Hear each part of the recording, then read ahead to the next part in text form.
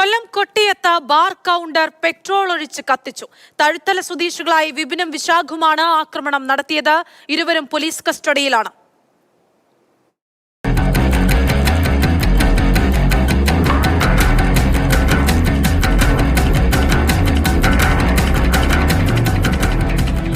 കഴിഞ്ഞ ദിവസം വൈകിട്ടായിരുന്നു സംഭവം.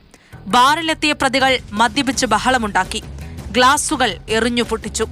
ജീവനക്കാർ ഇരുവരെയും ബാറിൽ നിന്ന് പുറത്താക്കി. ഇതിൽ പ്രകോപിതരായ പ്രതികൾ പെട്രോൾ നിറച്ച കുപ്പിയുമായി ബാറിൽ തിരികെ എത്തി. കൗണ്ടറിൽ ജോലി ചെയ്യുകയായിരുന്ന നന്ദുവിനും ലിബിനും നേരെ പെട്രോൾ ഒഴിച്ച് തീവച്ചു.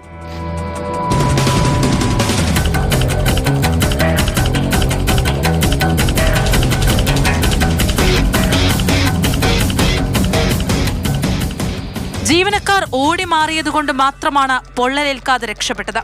കൗണ്ടറിൽ സൂക്ഷിച്ച പണവും കമ്പ്യൂട്ടറും പ്രിന്ററും മറ്റുപകരണങ്ങളും കത്തിനശിച്ചു. 3 ലക്ഷത്തോളം രൂപയുടെ നാശനഷ്ടമുണ്ടായെന്നാണ് പ്രാഥമിക കണക്ക്. പ്രതികളെ പിന്നീട് കൊട്ടിയം പോലീസ് അറസ്റ്റ് ചെയ്തു. കോടതിയിൽ ഹാജരാക്കിയ ശേഷം ഇരുവരെയും റിമാൻഡ് ചെയ്തു.